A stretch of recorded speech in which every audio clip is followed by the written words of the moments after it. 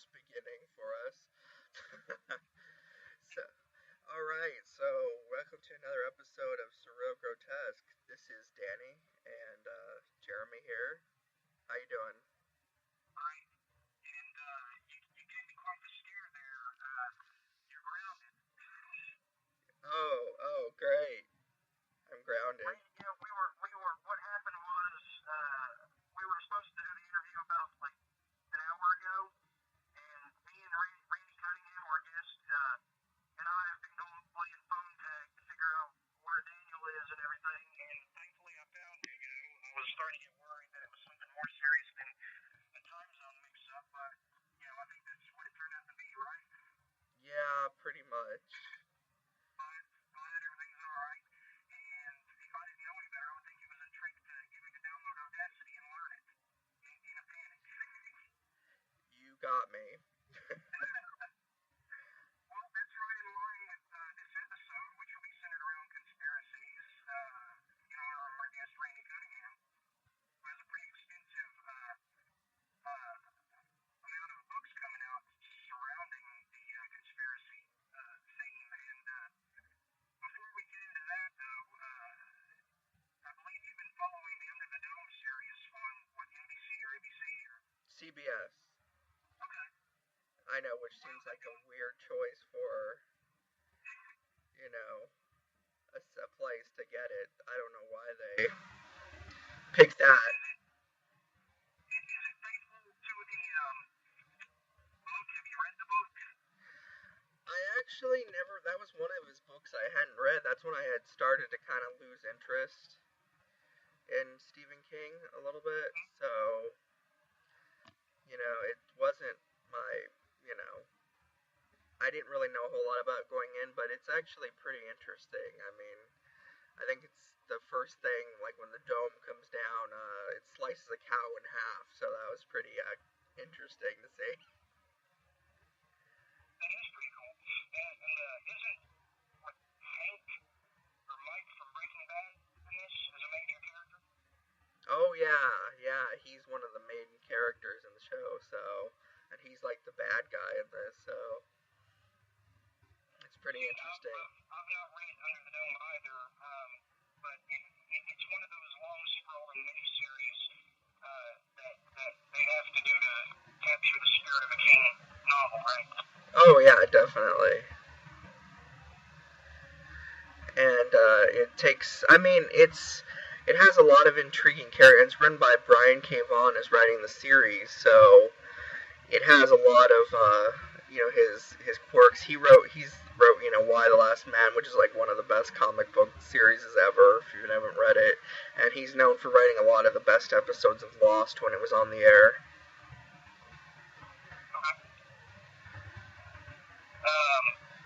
And also, we would like to extend our condolences to the Matheson family and for the loss of Richard Matheson, who is legendary in the field of speculative fiction. He wrote for Twilight Zone, I think Outer Limits, was the man behind What Dreams May Come and I Am Legend and so many others. Did you have any thoughts on that?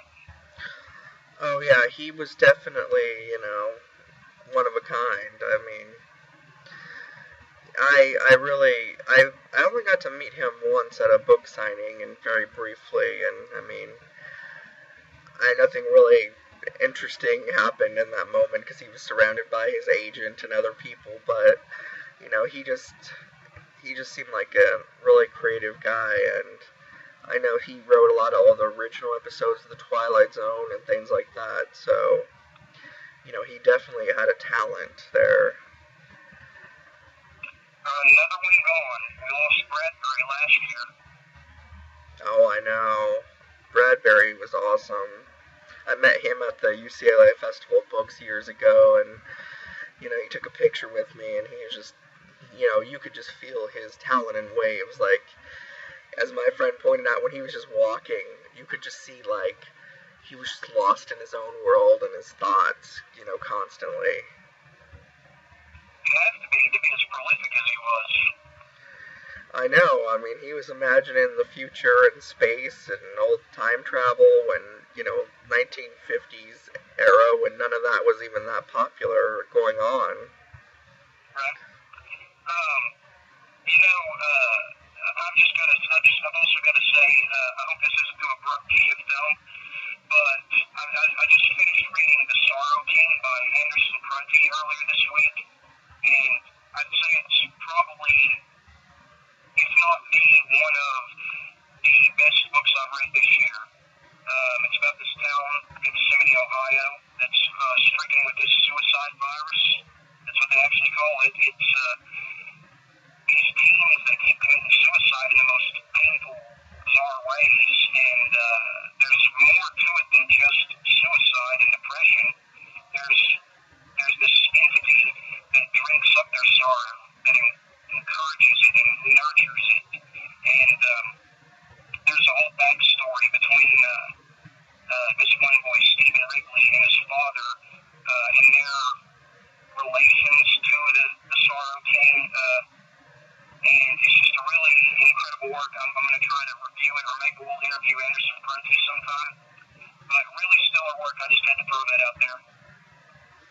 I think I've read part of that before, and it's pretty interesting. Mr. Grindhouse Press, but you wouldn't know that without somebody telling you, because the power of the narrative is enough that I would expect it to be on the same bookshelf as something that's more publicly respected, like say Hunger Games or Da Vinci Code or something like that. Just the streamlined sleekness of the narrative. It's not self-indulgent. The story hits all the points it needs to. Anderson Prunty has been at this for quite a while, I think he got to start with the Racerhead Press, and it still works there. So, Sorrow King, read it, and hopefully we can get Anderson on as a guest later this year. Is there anything else that we needed to get to touch on before we got into called Randy Cunningham? Nope, I think we're good. Yeah, let's just give him a call, and we'll be right back.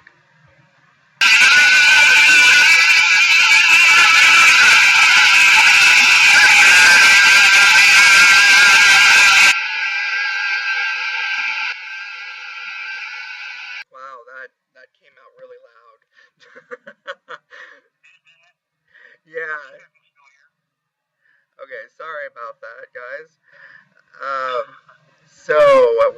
Go ahead, Jeremy.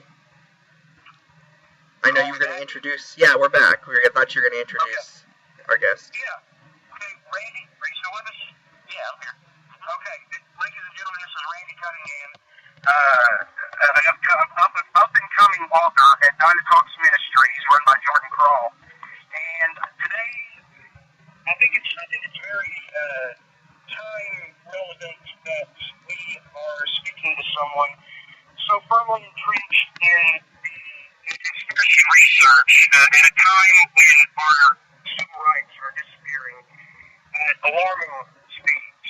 And I first became aware of Randy Cunningham's work by reading Great Plot of the New World Order, which is soon to be re-released through Dynatalks Ministries. And it was an interesting take that most people will suggest with these theories that the reptilian bloodline is what drives the Bushes, and if you listen to David Icke and researchers like that, but he took a different approach and suggested that they were like demonic eagles almost. Am I right, Randy? Birds, yes. Yeah. Well, and a variety of birds. So, let's kind of ease into this. You've been following conspiracies for most of your adulthood, right? No, actually I haven't. And is this real? Are we really on right now? We are on. Sorry. Oh, okay. Just making sure. Maybe for the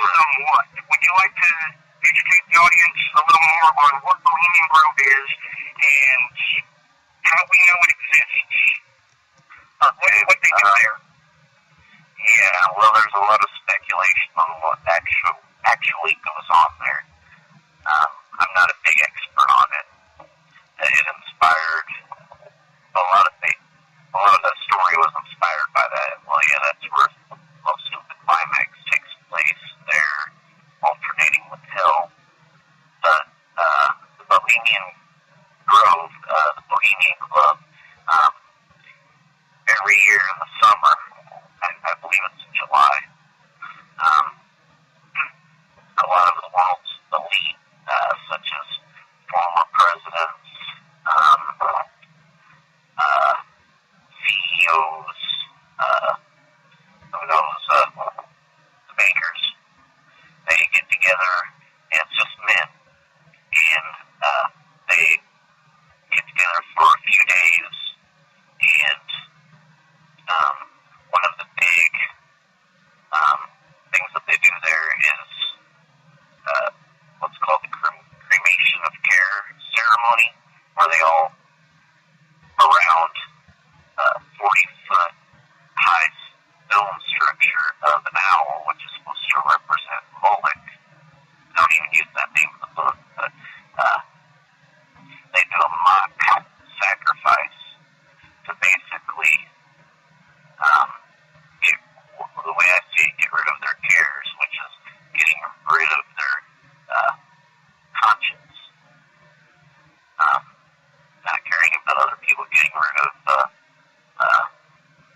their empathy.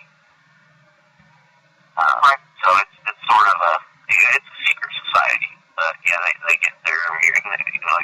Alex Jones made a documentary on it, and he infiltrated the grove and had a hidden camera, and he showed the whole ceremony, and people are standing in robes and coned hoods, and there's a pre-recorded monologue or dialogue that goes on with it, and they basically do a mock sacrifice. So that's what that's about, and I know there's been photos on the web and other places showing a lot of presidents, past presidents, and other elites that have been in there and take part in this. Right. Okay. And what people might not understand is that what you're talking about, just because you wrote about it in Great Flock of the New World Order, is that Bohemian Grove, we're not talking about fiction. This actually happens. Our leaders engage in this behavior. These supposedly God-fearing men are engaging in what amounts to a cult ritual, and that should scare the hell out of anybody. But now you have skeptics who say, well, how do we know Alex Jones didn't set the whole scene up? Which, to me, is pretty absurd. Don't you think?